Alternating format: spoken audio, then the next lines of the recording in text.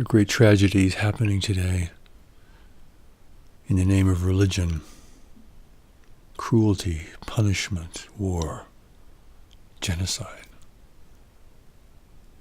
Of course, this has happened before, but it's shocking to see it in one's own time. In the name of religions that are supposed to promote peace, forgiveness, compassion, and understanding. What we have here is religion without soul. Religion without real conscience. Not social conscience. Not what your culture has taught you about what is right and wrong, but what God has put within you to know what is right or wrong. In the new message for the world, this deeper conscience is called knowledge, because it's related to the experience of direct knowing. Your deeper conscience produces this experience for you. Despite your religious views, or your rejection of religion altogether, despite your judgment against other peoples of other faiths, whether you be with religion or not with religion, knowledge lives within you because it is what God has put within you to guide you, to protect you. And if you are able to recognize it and follow it, to lead you to a life of greater service in the world. Religion without soul. Many people are embittered about religion because all that has been done to corrupt religion, to misuse religion, to use it as a weapon of war or punishment.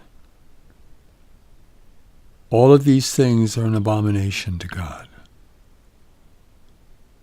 For God's new revelation of the world does not hold that punishment or execution in the name of religion is just or appropriate. In fact, the new message calls it an abomination. An abomination to God. This means there are no holy wars or holy warriors. This means that you do not attack, punish, or kill people in the name of God or religion. For this is an abomination. This is religion without soul. Religion based only upon belief, upon tradition, upon ideology, is religion without soul. Or what I would say, religion without knowledge. That is why in God's new message for the world, knowledge is the centerpiece of its teaching. And while it speaks on nearly every subject of importance to humanity, knowledge is the hub of the wheel. Because knowledge is what gives you the eyes to see and the ears to hear. Knowledge is what holds for you your greater purpose and destiny in the world, and the recognition of those people who will play the most important role in your life as you go forward. Knowledge is the most important ingredient, not only to religion, but also to life. For without it, you are driven by social conditioning, by religious conditioning, by the control and manipulation of others, and by your own fear and prejudices. All the things that can dominate a person's mind and behavior. A life without knowledge is really tragic, whether you're rich or poor, because it is dominated by fear and greed and judgment. But religion without knowledge is particularly painful because it contradicts the very essence and purpose of religion, which is to bring you into greater alignment with the presence and the will of God, as God is working through you through this deeper knowledge that I speak of. Religion with knowledge means that your conscience is more important than your belief. It means that you have to follow what God has put within you to know what is true or what is false. Even if it flies in the face of your beliefs or the belief of your family or your culture or your tradition if you have one. It means you are guided from within rather than from without. But to find this knowledge within you and to learn how to discern it from the other forces in your mind requires a very important kind of preparation. A preparation that ultimately must be given by God. And in God's new message to the world, this preparation has been provided through the steps to knowledge training. A preparation that is free and available to all people in the world today. Given in the simplest terms, but with tremendous depth and power. This preparation can be easily translated into other languages, and it carries with it not only tremendous depth and wisdom, but the power and the will of the Creator. I ask you not to believe this, but to experience it for yourself.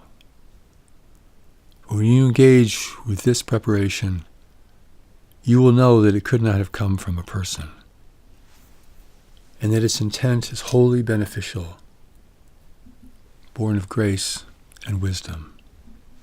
This is to restore soul to religion, and soul to everyone, whether they be religious or not.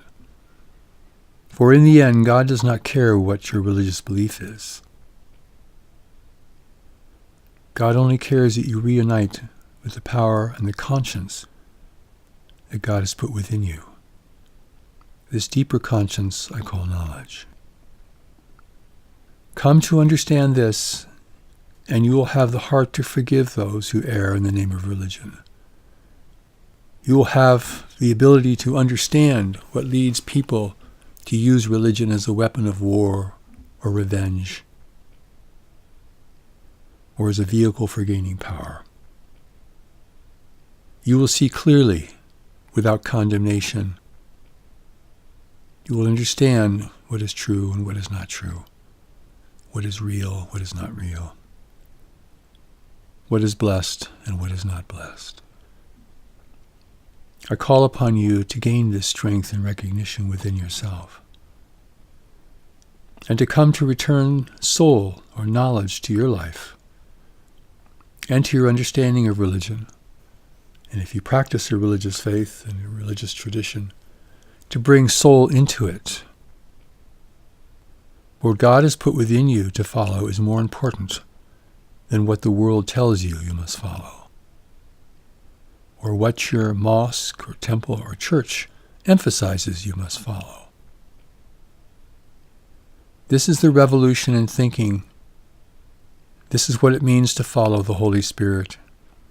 This is what it means to have grace in your life as you take the many steps it will take to learn to recognize and to follow the voice that God has put within you to recognize and to follow.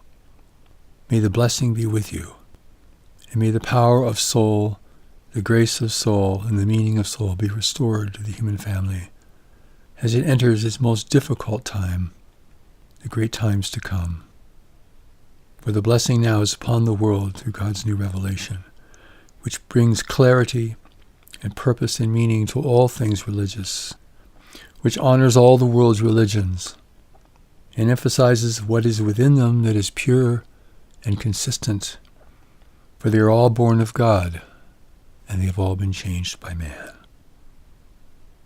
May knowledge guide and bless you, and may soul return to religion, for when this happens, religious violence will be no more.